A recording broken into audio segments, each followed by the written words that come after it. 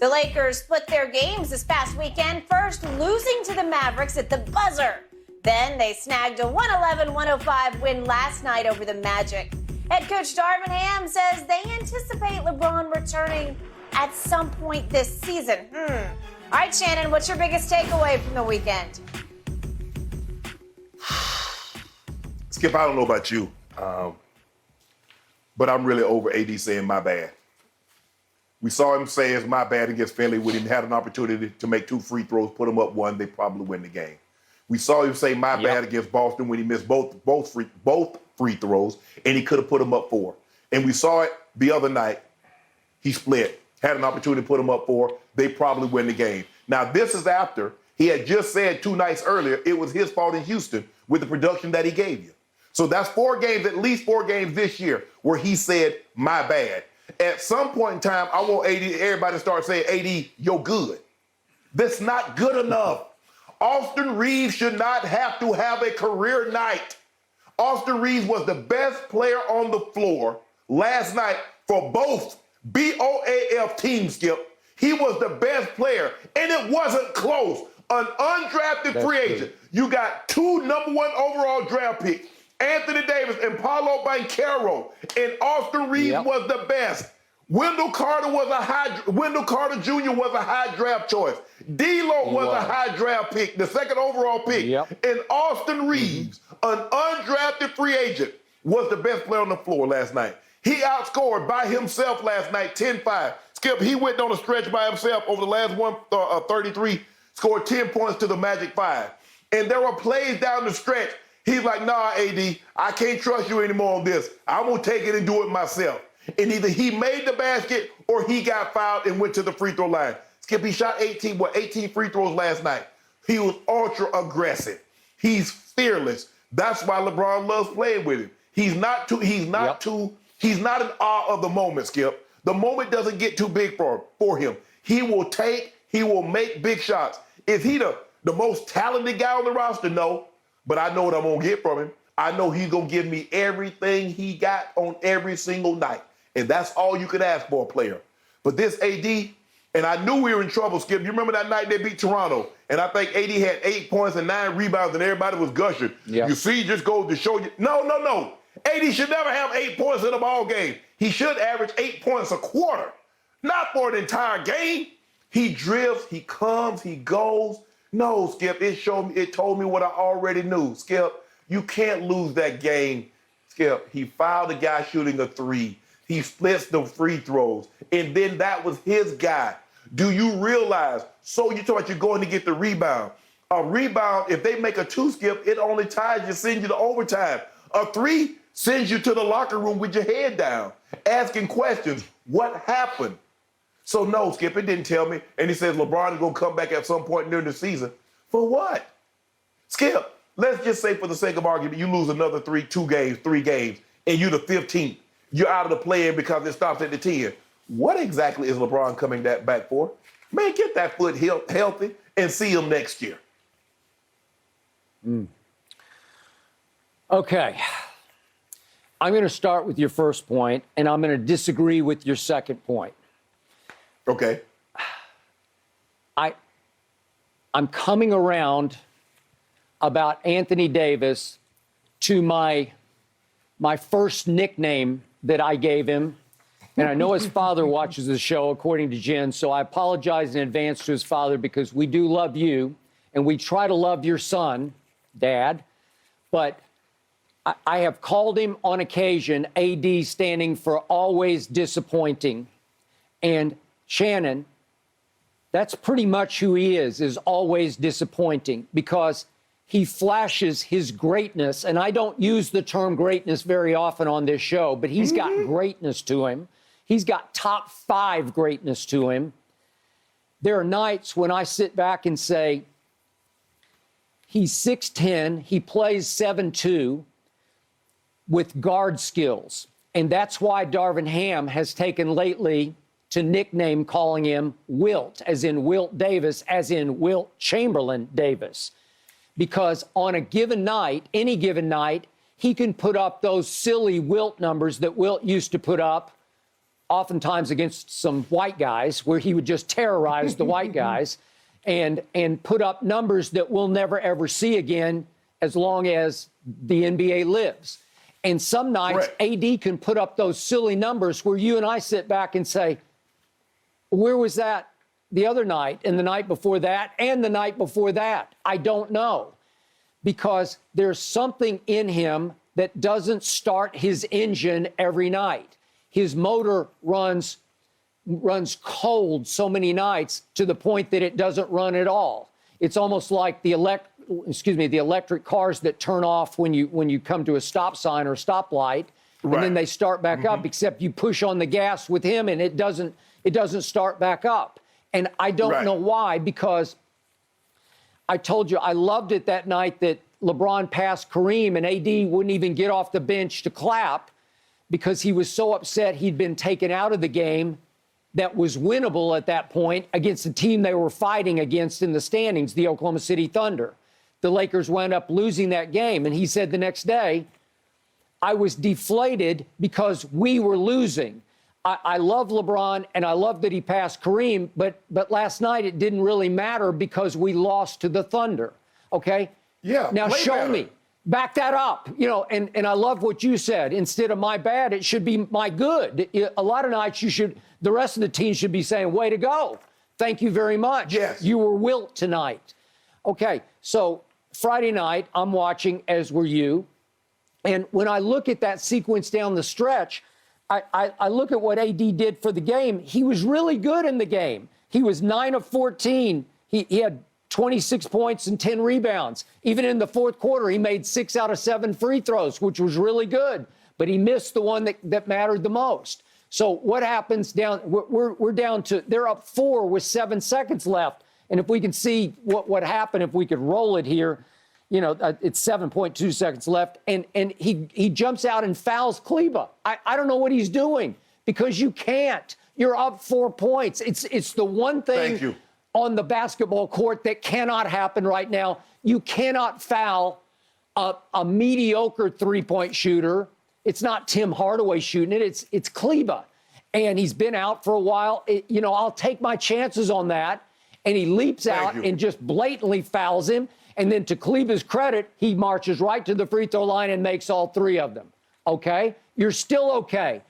AD demands the basketball, and he gets fouled, and he goes to the free throw line, and he misses the first one. Well, that's the key one, because you could put them away. And instead, he makes the second one, and at least you could have tied them, as you point out. You could have tied them to force overtime. You could have made sure that you were up 3. And then what's he do on the final play of the game?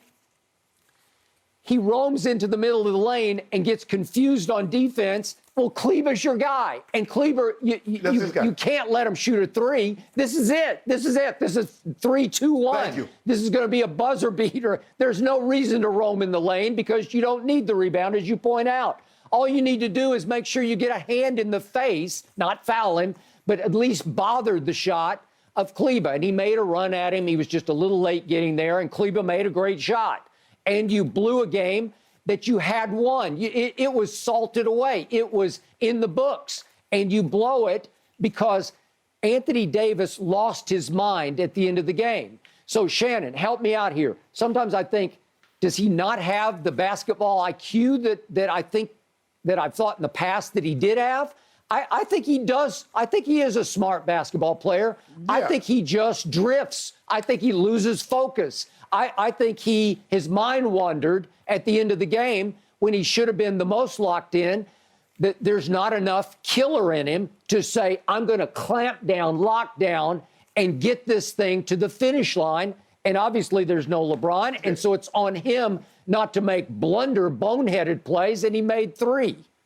Go ahead. Skip, you tell me on Friday night, and I happen to be in attendance at that ball game, you say, well, he had 26 and 10. Skip, he's being guarded by Max Kleber and Powell. Who the hell are they? Okay, They're not defenders. Okay. After I saw what you did to Joel Embiid, after I've seen what you done to Giannis Antetokounmpo and some of the elite level bigs in this league, I've seen what you've done, and you give me 26 and 10? That's not good enough against those guys. It should be 40 and 20. Skip, let me tell you one more thing before I go. Do you realize in AD in clutch free throw situation, he's 17 of 25, 68%. Third worst against qualified players. Only Rudy Gobert and Mason Plumlee are worse. Giannis and LeBron are better in clutch time free throws than Anthony Davis. There you go. And Plumlee's shooting left-handed now because he can't shoot right-handed. He's a natural righty who shoots left, and he and Rudy Gobert are the only two qualified players that's worse in clutch free throw shooting than Anthony Davis. Okay, now I'm back to Darvin Ham after the game last night, which they won thanks to Hillbilly Kobe, as they call him on Twitter. Austin Reeves. Okay, so Darvin Ham says after the game, and I quote, I think Bron, him being out, has revealed that we have a lot of different weapons that are very capable players on both sides of the ball, can help us achieve the goal that we are trying to achieve. And when he comes back, meaning LeBron, he's just going to add to it. Okay, I do agree with the part. I've been beating my drum on my side of the table now for a month since the trade deadline that the Lakers got a lot better at the trade deadline, in part because of the subtraction of Russell Westbrook. We're about to talk about him in just a few seconds. They got rid of Pat Beverly. I know Pat's doing great things up in his hometown of Chicago, but I still say they needed to get out from under both Pat Bev and Westbrook, and they added some nice players. D'Lo, I know he's come and gone a little bit, but he's got talent. And Jared Vanderbilt can play defense at a high level. And Malik Beasley, I know it's come and gone a little bit, but he is a trustworthy, streaky three-point shooter who, when he gets hot, he can get about as hot as anybody. Okay? Yeah, he used all his threes up against. He used all his threes against the Pelicans, Skip. Okay, but I want to see him with LeBron because I got it. But I want to see what LeBron can do when you've added a couple of shooters in D'Lo and Malik Beasley, and you still got Schroeder, who I still like. I know a lot of people don't. And you've got Hillbilly Kobe. Okay, I do like him. Austin Reeves is very underrated to me. Again, he's better than the Caruso, as in Caruso, Alex Caruso, used to be for the Lakers because he's way better on offense because he's talented as an offensive player. And he will at least fight you on defense. He's not as physical as Caruso on defense. He's not as stout on defense as Caruso, but he is, as you said, he's fearless and he's hard-nosed and he will get up in you on defense. And on offense, Shannon, maybe it's because he's too pale, if you know what I mean, but people don't give him the credit that he deserves because he's so pale on offense. But he made a shot last night. If we could see it, this is 3 minutes left in the third quarter. Yeah, well, he made this one, if we could see it right now, where he goes up and under and switches off to his offhand in midair. And I'm saying, my goodness, where did that come from? Yeah, if we could see what happened. This is last night. This is Orlando. This is Orlando. Okay. I mean, this is Okay. Wrong play, guys. We got Austin Reeves last night, but that's okay. Austin Reeves makes a shot, 3 minutes left in the third quarter, and it's an and one shot that puts them up 8, and you just say, my God, that's talent. He is gifted offensively in little big ways that are nuanced enough that you can't see them, but he has a real feel for the game. He can orchestrate on offense. He can play point guard. He can bang with you. He can make three-point. He's turned himself into a trustable three-point shooter, and he was no good in college because I watched him a lot at Oklahoma. Started at Wichita State, went to Oklahoma, and as you point out, undrafted free agent. My point is there are pieces in place here that are pretty good. At least you're a little better, if not significantly better, than you were at the trade or before the trade deadline. So now it's up to LeBron. When Darvin Ham says, what's the quote? He's coming back at some point. What does some point mean? Some point? Yeah, exactly. What does that mean for the last regular season game, 2 before? They need him to come back now. It was supposed to be today that they reevaluate and see where, as the clock ticks. Okay? So last night they won and they crept back into the final play-in seed, right? They're barely in the play-in right now, just barely. And can they hang on? I'm going to say it again. If LeBron could come back at let's say 90%, I think they could make a run in the West because I still don't see it. Denver is still struggling. I know they won one game, then they lost a game, then they won another game, but they're struggling. And I don't know when Ja's going to come back. I guess in the next couple of games, but you have a chance. You could be about as good as anybody in the West if LeBron could come back at say, 85 to 90%. You think it's not going to be worth it. I think it would be worth it this year in the West because it's about as wide open as I can ever remember. Yes, yeah, but not to belittle the point, but I don't want to let Darvin Ham off the the hook either, because I thought Friday night he let Kyrie Irving play too much one-on-one before they started trapping him midway through the fourth quarter. Why would you? Once you see him get it going, Skip, and he's coming down 3-1 dipsy doodle, why would you not trap him and get the ball out of his hands before midway through the fourth quarter? Now you don't let him catch a rhythm. And I was like, D-Ham, get the ball out of Kyrie's hands. He let him play too much one-on-one. And you know, once Kyrie gets it going, he can. I agree. Every night I look on Twitter and Darvin Ham is trending because Laker Nation is after him and want him gone before he even got started. Okay, final point about Anthony Davis. In my career, I have never seen a superstar take blame so completely and voluntarily as Anthony Davis does game after game after game. But the other point is I've never seen a superstar need to take the blame so often as Anthony Davis voluntarily takes the blame. That's my point. I agree. And those Lakers guys, Skip, to your point about hanging on to that last play-in tournament spot, it is a razor-thin margin between them, Chris Finch's T-Wolves in 9th, and the Jazz in 11th.